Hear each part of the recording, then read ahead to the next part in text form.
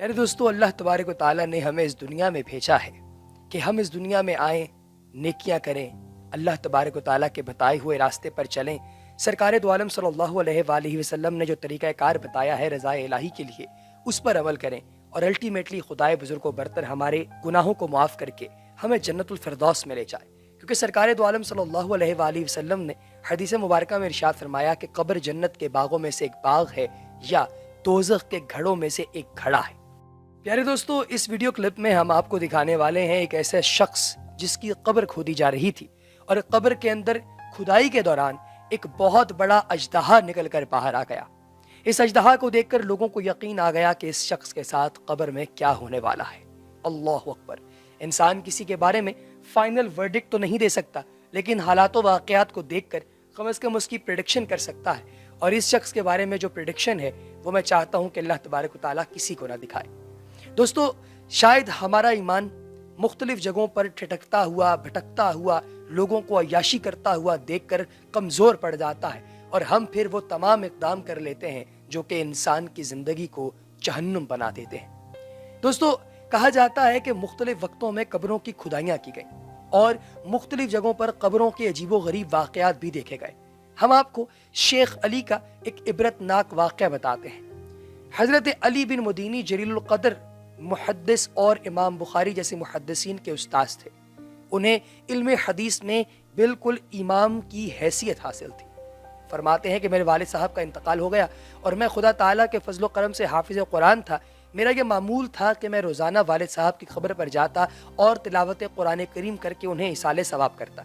एक मरतबा रमज़ान शरीफ का महीना था, 27वीं शब थी। सहरी खाकर फजर की नमाज से फारिग होने के बाद हस्बे मामूल मैं फजर के बाद वालिद साहब की कब्र पर जाकर तिलावत करने लगा तो अचानक बराबर वाली कब्र से मुझे हाय हाय करने की आवाज़ आने लगी। जब पहली मरतबा ये आवाज़ आई तो मैं खौफजदा हो गया। मैं इधर उधर देखने लगा तो अंधेरे की वजह से मुझे कुछ नजर नहीं आया। जब मैंने आवाज़ की तरफ कान लगाए और गौर किया तो पता चला कि यह आवाज़ किसी करीब वाली कब्र से आ रही है और ऐसा लगा कि मैयत को कब्र में बहुत खौफनाक अजाब हो रहा है और इस अजाब की तकलीफ की वजह से ये मैयत हाय हाय कर रही है। बस फिर क्या था, मैं पढ़ना पढ़ाना तो भूल गया और खौफ की वजह से मेरे रोंगटे खड़े हो गए और मैं उसी कब्र की तरफ मतवज्जे होकर बैठ गया। फिर जूं जूं दिन की रोशनी फैलने लगी तो आवाज़ भी मध्यम होने लगी। फिर अच्छी तरह दिन निकलने के बाद आवाज़ बिल्कुल बंद हो गई। जब लोगों ने आना जाना शुरू किया तो एक आदमी से मैंने पूछा कि यह कब्र किसकी है।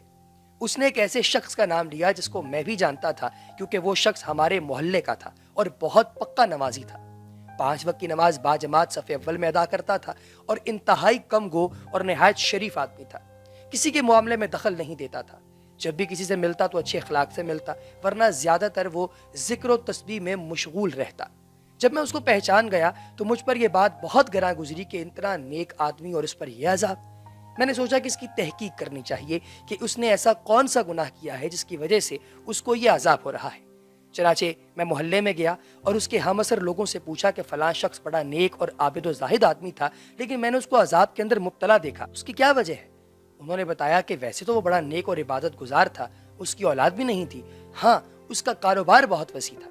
जब वह बूढ़ा हो गया और उसके अंदर कारोबार करने की ताकत न रही और कोई दूसरा उसके कारोबार को चलाने वाला नहीं था तो उसने अपने साथियों से मशवरा किया और ख़ुद भी सोचा कि अब ज़रिया मुआश के लिए क्या तरीक़ा कार इख्तियार करूं। उसके नफ्स ने उसको ये तदबीर सुझाई कि तू अपना सारा कारोबार ख़त्म कर और जो कुछ पैसे आएँ उनको सूद पर दे दे। उसने सारा हलाल कारोबार ख़त्म किया, जो रकम आई उसको सूद पर लगा दिया। चनाचे कारोबार से फारिग हो गया था, इसलिए हर वक्त मस्जिद में रहता, इशराक, चाश्त, तहज्जुद, अवाबैन वगैरह तमाम नवाफिल पढ़ता और 5 नमाजें इमाम के पीछे बाजमात सफ़े अव्वल में तकबीर उला के साथ पढ़ता और रात दिन फ़िक्र व तस्बीह में मशगूल रहता। उधर लोगों से उसे हर महीने सूद की माकूल रकम मिल जाती थी जिसके ज़रिए महीने भर का गुजारा चलता था। अली बिन मदीनी फरमाते हैं कि बस ये सुनकर मैं समझ गया कि उसको जो शदीद अजाब हो रहा था वो उसी सूद खोरी के गुनाह का वबाल था।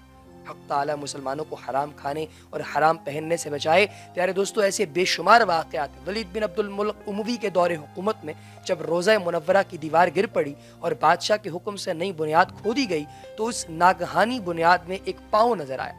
लोग घबरा गए और ख्याल किया कि ये हुजूर अक़दस सल्लल्लाहु अलैहि वसल्लम का पाँव मुबारक है। लेकिन जब सहाबी रसूल उर्वा बिन ज़ुबैर रज़ियल्लाहु ताला अन्हुमा ने देखा اور پہچانا تو قسم کھا کر فرمایا کہ یہ نبی کریم صلی اللہ علیہ وآلہ وسلم کا مقدس پاؤں نہیں بلکہ یہ امیر المؤمنین حضرت عمر فاروق رضی اللہ تعالی عنہ کا قدم شریف ہے۔ یہ سن کر لوگوں کی گھبراہٹ اور بے چینی کو سکون ملا۔ حضرت طلحہ بن عبید رضی اللہ تعالی عنہما کو شہادت کے بعد بصرہ کے قریب دفن کیا گیا۔ دوستو، کہا جاتا ہے کہ قبر نشیب میں ہونے کی وجہ سے کبھی کبھی پانی میں ڈوب جاتی تھی۔ آپ نے ایک شخص کو بار بار خواب میں آ کر اپنی قبر بدلنے کا حکم دیا، چنانچہ اس شخص نے دسہ بزار درم میں ایک صحابی رسول رضی اللہ تعالی عنہما کا مکان خرید کر اس میں قبر کھودی اور حضرت طلحہ بن عبید رضی اللہ تعالی عنہما کے مقدس جسم کو پرانی قبر سے نکال کر اس قبر میں دفن کیا۔ کافی مدت گزر جانے کے باوجود الحمدللہ آپ کا مقدس جسم سلامت اور تر و تازہ تھا۔ اللہ اکبر۔ حضرت امیر معاویہ رضی اللہ تعالیٰ عنہ نے اپنے دور حکومت میں مدینہ منورہ کے اندر نہریں کھودنے کا حکم دیا۔ ایک نہر حضرت حمزہ رضی اللہ تعالیٰ عنہما کے مزار اقدس کے پہلو میں نکل رہی تھی۔ لاعلمی میں اچانک نہر کھودنے والے کا بھاوڑا آپ کے قدم مبارک پر پڑا اور آپ کا پاؤں کٹ گیا اور اس میں سے تازہ خون بہہ نکلا، حالانکہ آپ کو دفن ہوئے 46 سال گزر چکے تھے۔ اللہ اکبر۔ حضرت عبداللہ رضی اللہ تعالیٰ عنہما کا جسم مبارک 2 مرتبہ قبر سے نکالا گیا۔ پہلی بار دفن کے 4 مہینے بعد نکالا گیا تو وہ اسی حالت میں تھا جس حالت میں دفن کیا گیا تھا، اور حضرت جابر رضی اللہ تعالیٰ عنہ فرماتے ہیں کہ میں نے دوسری مرتبہ 46 برس کے بعد اپنے والد ماجد حضرت عبداللہ رضی اللہ تعالیٰ عنہ کی قبر کھول کر ان کے جسم کو نکالا تو میں نے ان کو اس حال میں پایا کہ اپنے زخم پر ہاتھ رکھے ہوئے تھے۔ جب ان کا ہاتھ اٹھایا گیا تو زخم سے خون بہنے لگا، پھر جب ہاتھ زخم پر رکھ دیا گیا تو خون بند ہو گیا، اور ان کا کفن جو ایک چادر کا تھا بدستور صحیح اور سلامت تھا۔ دوستو، اسی طریقے سے یہ واقعہ 20 ذی الحج 1351 ہجری میں پیش آیا۔ واقعہ یہ ہے کہ ایک رات شاہ عراق میں صحابی رسول صلی اللہ علیہ وآلہ وسلم حضرت حذیفہ الیمانی رضی اللہ تعالیٰ عنہ کے رازدار صحابی کے طور پر مشہور ہیں۔ آپ نے خواب میں فرمایا کہ میرے مزار میں پانی اور حضرت جابر کے مزار میں نمی آنا شروع ہو گئی ہے، اس لیے ہم دونوں کو اصل مقام سے منتقل کر کے دریائے دجلہ سے ذرا فاصلے پر دفن کر دیا جائے۔ امور سلطنت میں مشغول شاہ ایران دن کے وقت یہ خواب بھول گئے، دوسری شب انہیں پھر یہی ارشاد ہوا اور اگلی صبح وہ پھر بھول گئے۔ تیسری شب حضرت حذیفہ الیمانی رضی اللہ تعالیٰ عنہ نے عراق کے مفتی اعظم کو خواب میں آ کر یہ سارا واقعہ بتایا۔ انہوں نے جا کر بادشاہ سے یہ بات کی۔ بادشاہ نے کہا کہ واقعتاً مجھے بھی خواب میں یہ چیز آئی ہے، اللہ مجھے معاف کرے، اور پھر پوری دنیا کے لوگوں میں یہ خبریں اخباروں میں شائع کر کے ان دونوں صحابیوں کی قبروں کی کھدائی کی گئی، اور جب ان کے جسموں کو باہر نکالا گیا تو لاکھوں لوگوں نے دیکھا الحمدللہ ان کے جسم بالکل تر و تازہ تھے۔ اللہ تبارک و تعالی ہمیں بھی نیکیاں کرنے کی توفیق عطا فرمائے تاکہ ہم لوگ سرکار دو عالم صلی اللہ علیہ وآلہ وسلم کا جنت الفردوس میں قرب حاصل کر سکیں۔ اگلی ویڈیو تک دیجیے اجازت، اللہ حافظ۔